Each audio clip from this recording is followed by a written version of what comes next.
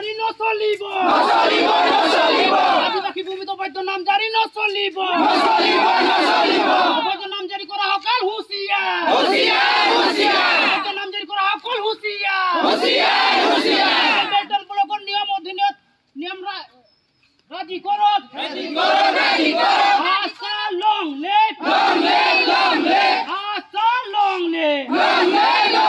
অবৈধ কর্তন বন্ধ করো অবৈধ নাম জারি বন্ধ করো অবৈধ নাম জারি নচলিব অবৈধ নাম জারি নচলিব We want justice. We want justice. Our demand legal demand. Our demand legal demand. Asa long live. Long live.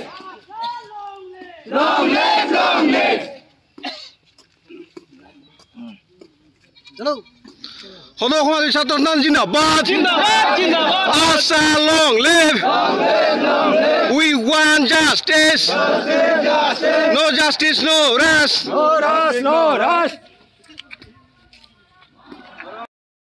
কাৰণটো কি আপোনালোকে সকলো জ্ঞাত যে আমাৰ নাবৈচা সমষ্টিত যি tribal belt and block area আছে যে আদিবাসীসকলে বসবাস কৰি আছে এইসমূহত আজি অবৈধ নামজাৰি চলি আছে আৰু অবৈধ নামজাৰিৰ ফলত আমাৰ আদিবাসীসকল একেবাৰে নিষ্ক্ৰিয় হৈ গৈছে তাত থকা জগা নাই অবৈধভাৱে তেওঁলোকৰ দখল কৰি আছে আমি বাৰে প্ৰতি চাৰ্কুল অফিচত ডিচি অফিচলৈকে আমি তেখেতক মেমৰেণ্ডাম আৰু আমি কাগজ পত্ৰ দি আছোঁ কিন্তু আজি পৰ্যন্ত তেখেতসকলে কোনো ব্যৱস্থা গ্ৰহণ কৰা নাই আৰু সেইকাৰণে আমি আজি বাধ্য হৈছোঁ সমূহ ৰাইজ লৈ আজি এই ধৰ্ণা কাৰ্যসূচী ল'বৰ কাৰণে আৰু আপোনালোকে জ্ঞাত যে ট্ৰাইবেল বেল্ট এণ্ড ব্লকত আমাৰ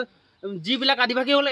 এইসকল সুৰক্ষিত কিন্তু আজি সুৰক্ষিত হৈ থকা নাই মাত্ৰ যি নিয়মটো ট্ৰাইবেল বেল্ট এণ্ড ব্লক নিয়মটো আছে মাত্ৰ নিয়মটোহে আছে কিন্তু ফিল্ডত নাই সেই নিয়মটো আৰু আপোনালোকে চবেই গম পায় এই মাটিবোৰে অন্য সম্প্ৰদায়ৰ লোকে কেনেদৰে লুটপাট চলাই আজি আমাৰ মানুহবোৰ নাইকিয়া হৈ আছে আৰু তাৰ সুৰক্ষাতে আমাৰ জাতি মাটি ভেটি সুৰক্ষাতে আজি আমি ধৰ্ণা কাৰ্যসূচী ল'বলৈ বাধ্য হৈছোঁ আৰু আজি আমি এই চাৰ্কুল অফিচত আহিছোঁ মেমৰেণ্ডাম এখন দিবৰ কাৰণে আমাৰ গোটেই যিখিনি আমাৰ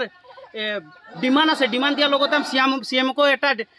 কপি দিব বিচাৰিছোঁ যাতে CM ছাৰ আহক আমাৰ ইয়ালৈ আৰু এবাৰ যি অবৈধ নামজাৰি চলিছে যি অবৈধভাৱে দখল চলি আছে ইয়াৰ এক তদন্ত চলক কেনেকৈ এই নামজাৰিবোৰ সোমাব পাৰিছে কিয় এই নামজাৰিবোৰ হ'ব পাৰিছে কেনেকৈ ট্ৰাইবেল বেল্ট এণ্ড ব্লকত উইদাউট NOC লোৱাতকৈ সেই নামবোৰ সোমাব পাৰিছে ইয়াৰে এক তদাৰক হওক ইয়াক এক তদন্ত হওক আৰু যিসকল দুখী হয় এই দুখীসকলক অতি শীঘ্ৰে যাতে ইয়াত এখন উচিত শাস্তি প্ৰদান কৰক তাৰে আমি দাবী লৈ আজি ধৰ্ণা কাৰ্যসূচী কৰি আছোঁ বৰ্তমান সময়ত মুখ্যমন্ত্ৰীয়ে যিটো ভাষণ দিছিল সংসদত তেওঁ কৈছিলে যে বাগানৰ চাহ শ্ৰমিকসকলৰ যিটো আৱাসগৃহ আছে সেই আৱাসগৃহৰ ভূমিখিনি তেওঁলোকক আবণ্টন দিয়াৰ তেওঁলোক চিন্তা কৰিছে এই বিষয়ে আপোনালোকে কি ক'ব বিচাৰিছে তেখেতে কোৱাটো মুখ্যমন্ত্ৰী ডাঙৰীয়াই কোৱাটো আমি ধন্যবাদ দিছোঁ কিন্তু তেখেতৰ যিটো মানে আমি ভাষণবোৰ প্ৰায় শুনিয়ে থাকোঁ আৰু আমি ৰাইজে সবেই ক'লে ভাল পাওঁ কিন্তু ভাষণতেই মাত্ৰ থাকি গ'লে নহ'ব কিন্তু যিটো কাৰ্য আছে যিটো নেকি আমাৰ লাগু কৰিব লাগে যিবিলাক কাম হ'ব লাগে সেইবিলাক হোৱা নাই আজি তেখেতে কৈ চাহ বাগিচাৰ যিটো আমাৰ ভূমিবোৰ শ্ৰমিকসকলক পাট্টা প্ৰদান কৰা হ'ব কিন্তু এই ঘৰটোৱে মাত্ৰ দি দিলেতো নহ'ব কিচেন গাৰ্ডেন আমাক লাগিব কিচেন গাৰ্ডেন নহ'লে আমি কেনেকৈ থাকিম আৰু আমি তেখেতক আমাৰ CM ছাৰক এটাই অনুৰোধ জনাইছোঁ যে যিবোৰ আমাৰ চাহ বাগিচাত যিটো চাহ ম্যাদি আছে সেইবিলাক অতি শীঘ্ৰে কৰ্তন কৰি আমাৰ যিবোৰ শ্ৰমিক আছে এই শ্ৰমিকসকলক সেইবোৰ মাটি পট্টা প্ৰদান কৰিব বুলি আমি আশা কৰিছোঁ